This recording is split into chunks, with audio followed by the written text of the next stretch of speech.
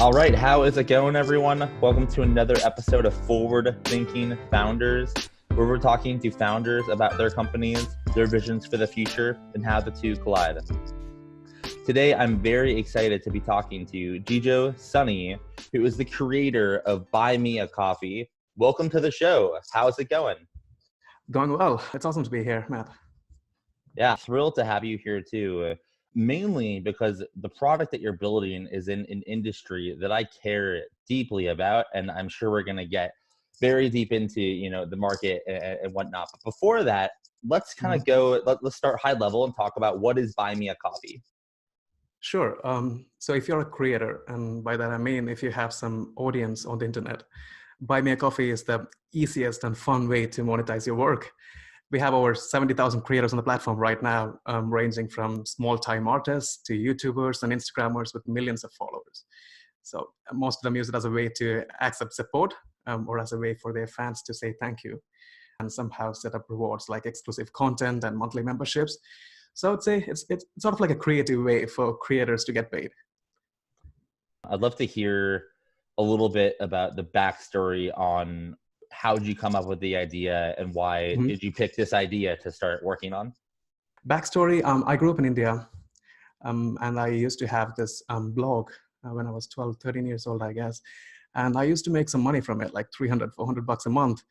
And the thing is, it had a huge impact on my life. Like if you're living in India, $300 for someone 15 years old, it's life-changing. I used to buy books. I used to pay for my web hosting. I remember getting this Calvin and Hobbes book set when I was 14, and it was the best day of my life. So I totally get when creators, why creators, how much it means for them to make this additional income for them. It could be to pay their bills or to buy equipments, to do their next creative endeavor or anything like that. It doesn't have to be this full-time income. It just has to be that extra income. And as someone who grew up there, I get what it means for people from India or someplace in Africa or South America to have this life-changing effect with their online content. And building for creators, it's so much fun. Like Buy Me a Coffee was a no-brainer. We used to work on this product called Publisher, which was a product for writers. And when I saw that buymeacoffee.com was available, it took me like 2 minutes to purchase it. It was like 1,500 bucks, I guess. Because the phrase was known. Like I used to see the Buy Me a Coffee pages on blogs and YouTube everywhere. So it was like a no-brainer for me to jump on that and start building for it and focus on that. And I sort of put Publisher aside and started focusing on Buy Me a Coffee. So I want to dive into some of the features of Buy Me a Coffee. So I'm on your website, and this is super interesting. Like I'm in my account, and I see within tools, thanks and rewards, set a goal, coffee links. Can you kind of break down what these kind of features do? Sure. These are like really simple tools. Like thanks and reward is basically this payment success page, which you can edit. So once someone buy you a coffee or coffees or monthly coffee or something like that, you can set up custom rewards for them. It could be a simple thank you message, showing your gratitude, or something as a reward like a digital download or your Calendly link to book a one-on-one call with you. We have seen all sorts of interesting stuff that creators do with their links. So yeah, that's what thank you and thank you page does. And the coffee links is probably the easiest way to sell online. So we had this huge requirement in Buy Me a Coffee where creators wanted to sell this really simple stuff, but they don't want, it's not as big enough. It's not big enough for Shopify or something like Gumroad or something like that. So we created something really simple. Like you just enter your link, you set a price, and you share with the audience. It's that simple. So that's what it does. Yeah, but the core product, it's super simple. You set up your page, you connect to your PayPal or Stripe, and you sort of modify your page, add your picture and everything, and you just share it with your fans. So let's say I set this up and I link up, PayPal and Stripe, and we're good to go. And I start Awesome. like let's say I start like pushing it out, right? So Right. so let's talk about the perspective of the fan or someone that follows me or the podcast or whatever I do, who wants to buy me a coffee. So is the kind of the unit buy me a coffee, is that a unit in the software? Like, is that like $5, $3, $2? Do I get to pick the unit? And how does someone literally buy me a coffee? Can we talk about kind of how that works and how simple or in depth that is? Right, and you're spot on. Like you can pick the coffee amount, so it could be from $2 to $10 per coffee amount. But we recommend setting it up anywhere between $3 to $5. And the interesting thing is that most often we see the average payment amount is anywhere between $10 to $15. Which means like 3 to 5 coffees or more than that. We always see 50 coffees and 100 coffees. So the product is designed in a way that it's pay what you want.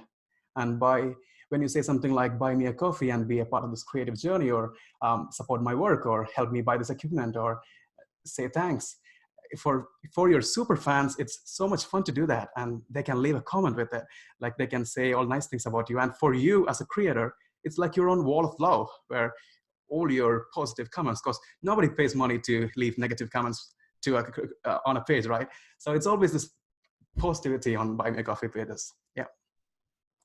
What are some of the more creative examples that you've seen? Right.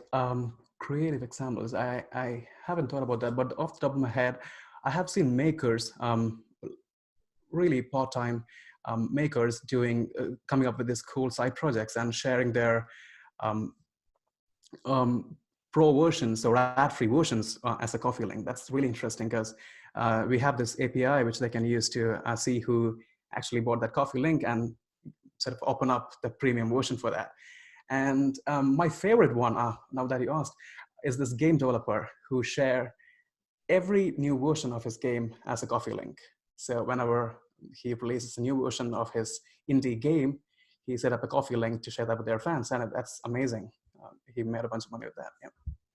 So let's get a little tactical on if someone's listening and they want to make money off of what, let's just say it's a podcast, for example.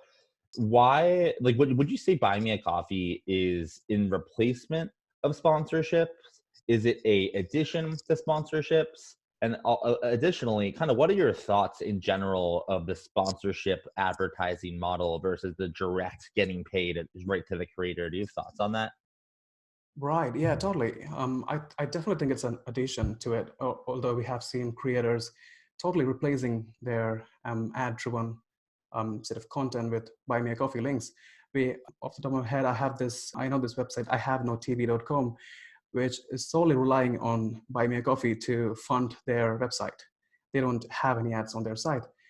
And I have seen podcasts who don't do sponsorships using Buy Me a Coffee as a way to monetize their work.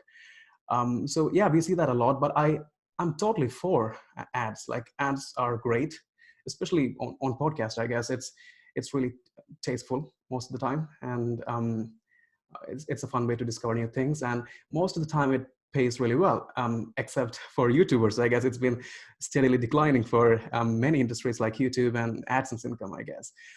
But apart from that, I whatever works for creators is really good. Yeah.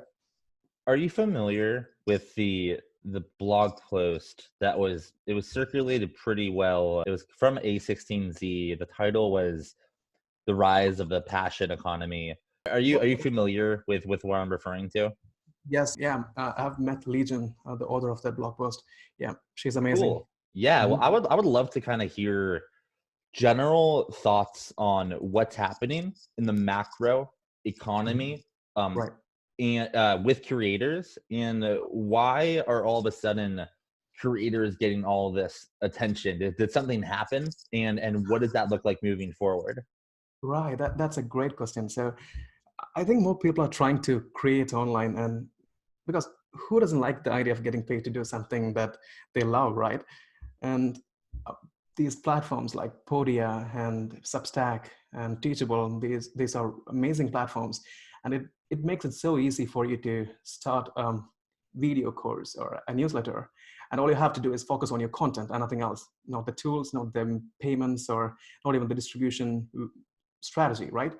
Because that's all figured out by the members. So I really like when these new content platforms sort of start spreading on the internet, like even if it's Substack or even if it's TikTok or YouTube. Like I always say this: if it wasn't for Twitch, there would be no Ninja, and if it wasn't for YouTube, there would be no Casey Neistat. And it's empowering to think that like these individuals who are followed by millions of people or tens of millions of people are these platforms are partially responsible for that, and that's amazing to me.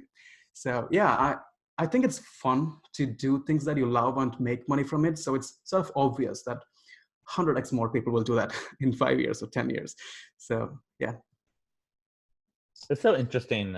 I mean, I fully agree. A company that I've been working on, I'm not as involved with as of recent, but it was all about the freelancer space, and and freelancers in kind of my view are definitely creators, and I just see this shift, especially with the younger generations, of wanting to work for yourself and using the internet as a vehicle to educate yourself to then find clients or build product and then no code. Like it's just it's so much is happening, and it's a great time to be a maker in Right. 2019 and coming up into the decade.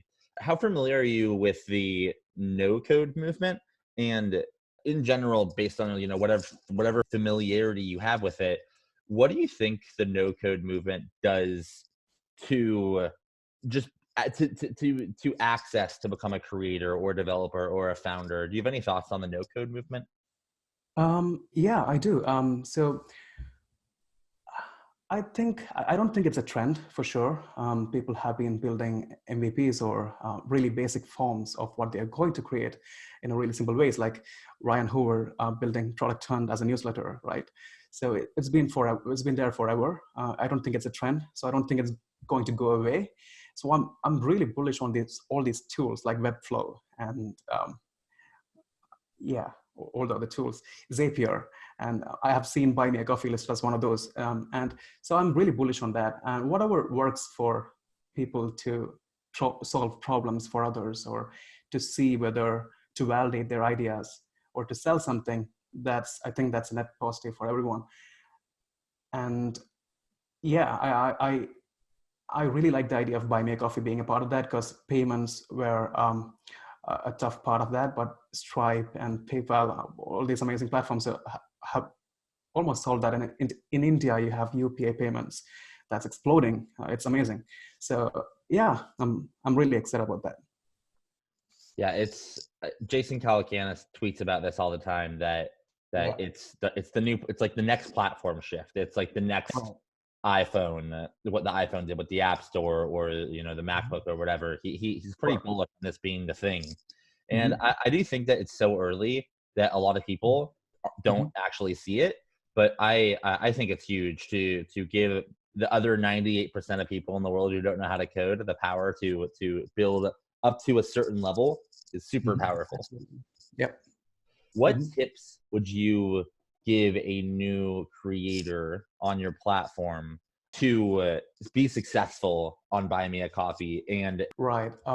So I would say keep doing what they were doing before that, like keep creating great content, and tell your audience that that they have this option to support you and be a part of your creative journey. And it's super amazing if you have some reward for them to support you. So like an exclusive content or a shout out on your social levels, because that means a lot to them, right? That moment of recognition is what matters to them more than anything else in the world, I guess. I think that's partially why Twitch worked the way it does. Like when you tip someone on Twitch, your name appears on the stream. And that's something that we tried to replicate on Buy Me a Coffee, where when you buy someone a coffee, you can leave a comment and it appears on the creator page on top of it. So that's a great experience. So yeah, just let your audience know that they have this option to support you, and keep doing what you do. Create great content, or create something useful or entertaining. And yeah.